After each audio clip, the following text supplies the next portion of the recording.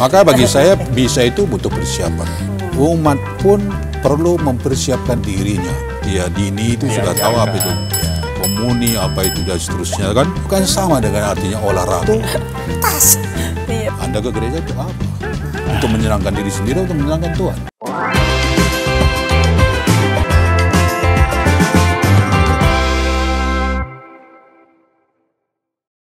Kita udah liturgi Sabda, sekarang ke liturgi Ekaristinya gitu. Kan kita tahu tiap minggu kita menerima hosti yang adalah tubuh dan darah Kristus. Kita kenapa menerima hosti doang, mau nggak anggur juga?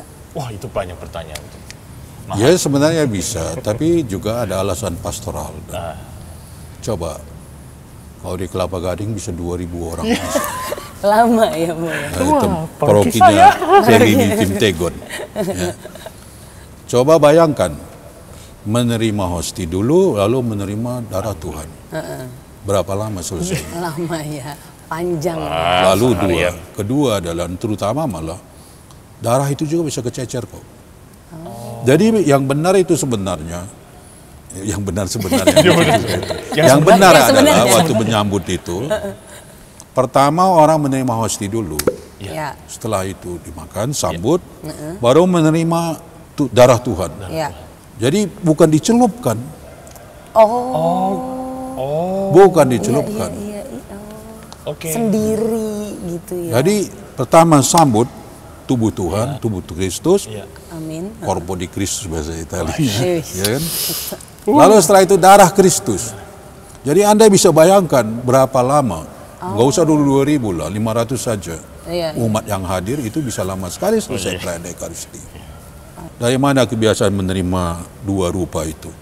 Dari biara, karena di biara tinggal 15 orang, 10 orang bisa lakukan itu. Tapi untuk perayaan Minggu, hari Minggu begitu, di mana banyak umat, apalagi kalau malam Paskah, malam Natal, kapan selesainya? Kali berikut itu sudah datang lagi umat. Maka harus kita yakin, di dalam daging, di dalam tubuh, pasti ada darah juga. Iya sih. Pasti emang sudah darah. Terkandung gitu ya. Tapi bisa diperbolehkan, hanya dalam kasus tertentu aja. Alasannya itu lebih pada soal kepraktisan, alasan pastoral dan seterusnya. Alasan pastoral bisa saja darah itu kececer. Lalu lebih-lebih sekarang kalau minum dari piala itu masa COVID pandemi gini gimana? Itu kan jadi ada masalah juga. Betul. Nah, jadi ada banyak alasan yang membuat sehingga hanya menerima tubuh Tuhan saja.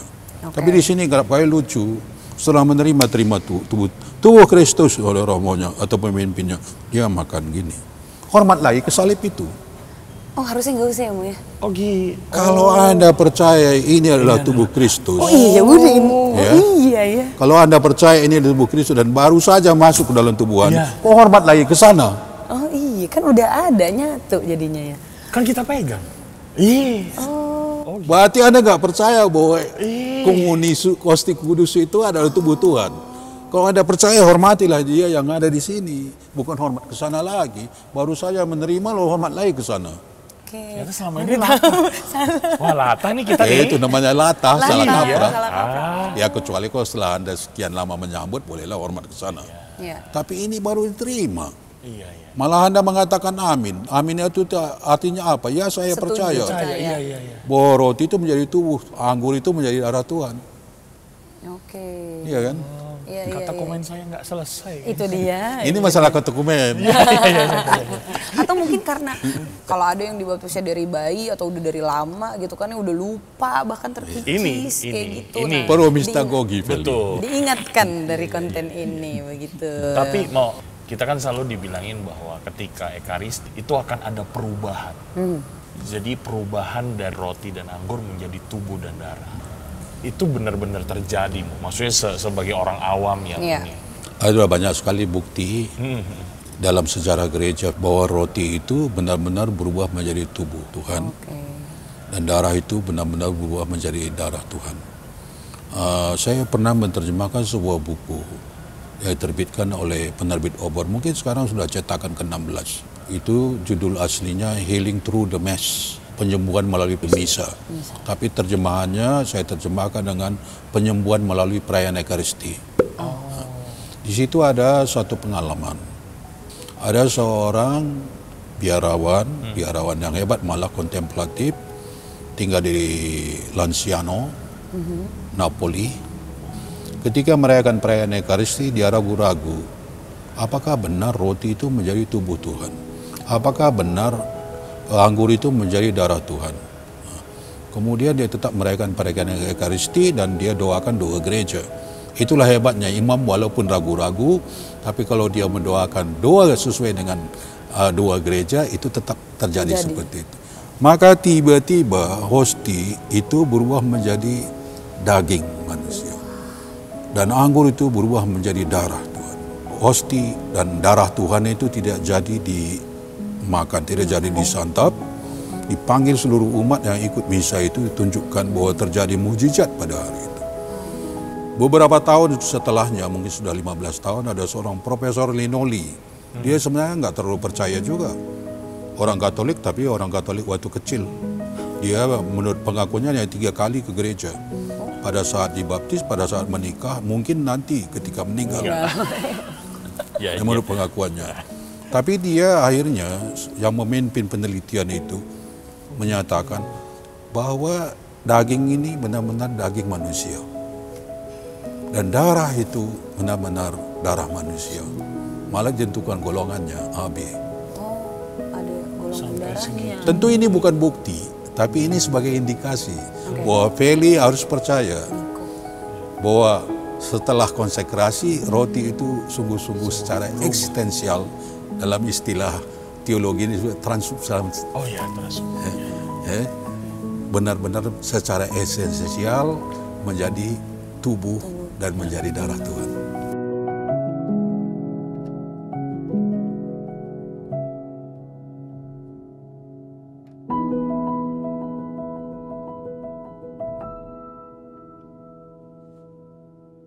Harus percaya, karena Tuhan tidak pernah berbohong loh. Iya. Kalau dia mengatakan inilah tubuhku, walaupun dalam rupa roti, itu pasti menjadi tubuhnya. Kalau dia mengambil anggur, dia mengatakan inilah darahku, walaupun kita melihat rupa anggur, tapi pasti berubah menjadi darah Tuhan. Karena Tuhan tidak pernah berbohong. Percayalah itu, Feli. Iya. Udah, gimana? Ternyata sudah ada buktinya. Itu, dan itu juga bukan cuma sekali, tapi ada beberapa kali. Ini salah satunya.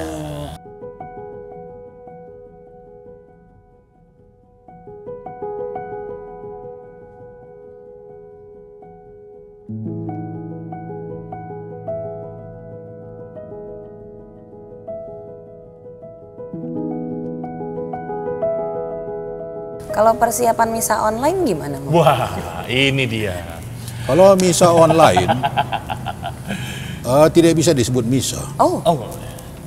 Bukan sakramen. Itu salah satu alternatif bagi mereka yang pada hari Minggu dan hari Raya diwajibkan tidak bisa ke gereja. Karena hukum gereja mengatakan umat Katolik wajib mengikuti perayaan Ekaristi pada hari Minggu dan hari Raya yang diwajibkan oleh gereja. Lalu salah satu kemungkinannya itu adalah misa online. Salah satu kemungkinan. Ada kemungkinan yang lain. Tidak semua orang bisa mengikuti misa hari Minggu. Misalnya para dokter, tenaga medis yang harus melayani pasien. Kalau tinggalkan bisa pasien juga meninggal tuh. Nah, betul. Maka bagi dia itu tidak wajib mengikuti misa yang diwajibkan menurut hukum itu. Tapi dia harus membuat suatu tindakan-tindakan rohani, ibadat. Itu cukup mendengar, misalnya salah satu alternatifnya mendengar misa online. Misa online ini bukan misa yang baru. Udah ada sebelumnya? Sudah ada. Itu dimulai di Katedral Notre Dame. Paris. Pada malam Natal tahun 1948. Belum lahir. Iya. Itu sudah ada. Ini bukan sesuatu yang baru. Untuk siapa itu? Sekali lagi untuk mereka yang tidak bisa menghadiri misa. Lalu dia bisa sebagai alternatif mendengar itu. Atau juga yang lain, misalnya doa rosario, atau ibadat sabda, macam-macam yang lain. Jadi bukan sesuatunya misa online. Mengapa? Ya, Romo nanya saya nanya siapa? Mengapa? Karena untuk mengikuti misa itu dibutuhkan ada sentuhan-sentuhan. Oke. Fisik Harus hadir. Hadir. Kita merasakan siapa umat di kiri, di kanan kita. Ya. Dalam misa itu kita ikut menyanyi bersama. Ya. Kita melihat imam di altar. Tadi ada kehadiran. Sekali lagi bahwa misa itu adalah menghadirkan kembali. Kurban Kristus. Jadi misa itu sebenarnya misa disebut sebagai kurban. Kurban Kristus dihadirkan kembali. Ini teologinya inkarnasi itu. Lalu kedua, misa adalah sakramen. Sakramen itu selalu menunjuk yang ilahi itu ditunjukkan dalam tanda-tanda manusiawi. Oke. Kalau misa online tiba-tiba mati, listrik nggak ada, Habis kuota. nggak jadi misanya. Iya benar. Mending gitu mau muter-muter mau Iya, loading. Nggak jadi misanya. Persiapannya juga kadang-kadang pakai celana pendek, belum mandi dan segala macam tuh. Aduh. Itu dia. Maka ya Paus Francis mengatakan tidak ada sakramen dalam internet, Oke. harus ada hadir. Lalu mungkin ada tanya, bagaimana kalau malam Paskah, malam Natal, pada saat gereja penuh, Ramai loh. pakai ya, lalu harus layar. pakai TV layar itu. Di Apakah mereka gedung. ikut misa atau enggak? Mereka ikut misa. Oh, karena tetap hadir begitu. ya? Karena dia beda. hadir, melihat suasana, dia ikut terlibat di situ. Oke. Ya. Maka walaupun dia misa di aula, malah kalau tempat parkir sekali dengan tempat parkir sekali Layar, dengan ya. melihat TV Layar, itu, dia ikut misa. Beda dengan Ya. misa online. Oke. Maka akan disebut juga waktu komuni realis presensia, kehadiran Tuhan yang nyata. Kita juga harus nyata hadir, bukan melalui bayang-bayang itu, Iya. internet. Kadang- Tidak ada sentuhan. Tidak ada sentuhannya itu. Kadang misalnya jam 7 kita rerun jam 9. Iya betul. Ayo, aku juga pernah. Aduh, gak jadi deh. Itu nih, ngaku dosa nih sekalian ya. Iya. Tapi ya itu dia makanya kenapa kita harus hadir karena memang diwajibkan juga. Betul. Terus ya karena harus ada keterlibatan kita sendiri supaya bisa merasakan kehadiran.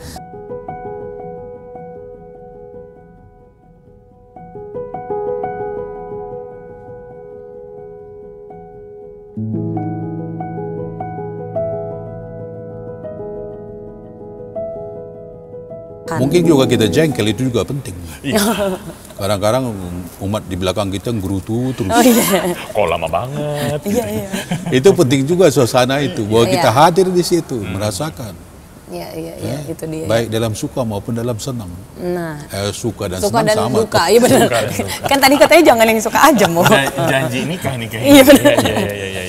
Ya dulu misa perkawinan dulu tuh. Benar. Misa perkawinan ini ingat nggak? Tadi kita kembali lagi mengenai komuni tadi itu. Dulu lucu sekali. Kenapa mau? Pengantin pria itu celupkan ke anggur itu, pengantin perempuan juga dicelupkan lagi. Lalu saling begini. Dia kira itu hosti suci itu kue tat. Kayak habis potong tumpeng ya. Ini memang lucu sekali itu. Sudah cara menerimanya juga sudah salah. Lalu dijadikan lagi sebagai Makin kue tambah tat. salah. Coba. Jadi maknanya nggak sampai. Iya, malah orang lain ketawa semua lagi. Iya pasti.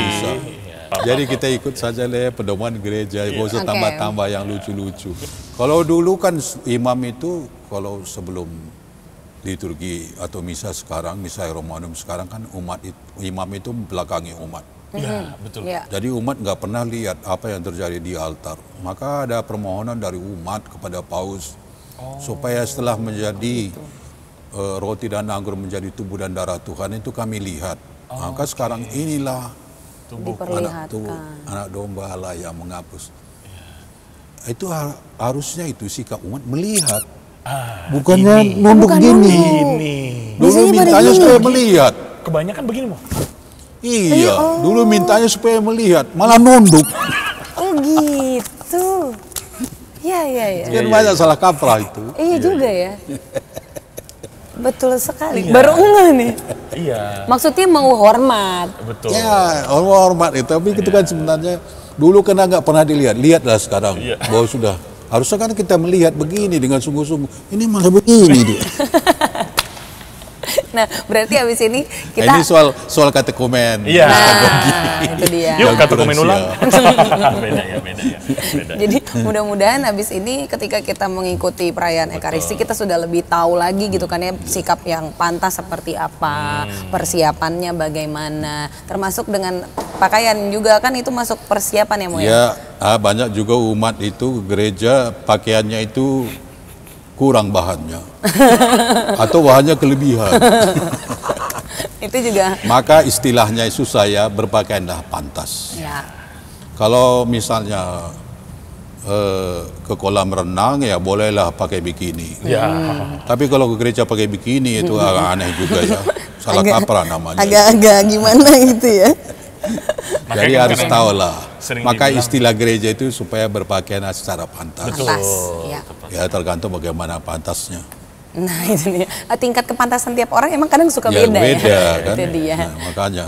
Yang penting sopan deh, smart casual paling gampang. Oke, ini obrolan ini membuat jadi bisa lebih paham lagi, walaupun mungkin kita tidak bisa bahas mendetail semuanya gitu ya. Dan tidak perlu juga kan. Ya, saya mengajar liturgi di STF itu 1 semester. Oh oke. Nggak bisa dalam waktu hanya Iya, ini 1-2 jam selesai semua. Itu Tapi dia. paling tidak ini bisa memberi apa ya, inspiring ya. Ya, inspiring. Memberi inspirasi untuk terus-menerus belajar. Ya. Karena kalau nanti kita dengar homili, pertanyaannya pertama, berapa umat yang hadir itu yang sungguh-sungguh memahami homili yang disampaikan? Ya. Wah, iya betul. Berapa persen umat? Dari sekian persen itu, berapa yang sungguh-sungguh menghayati? Ya. Mungkin makin sedikit. Betul. Dari yang menghayati, berapa yang sungguh-sungguh melaksanakan? Nah itu dia. Akhirnya tinggal barangkali 0,0. Aduh. Lah pokoknya.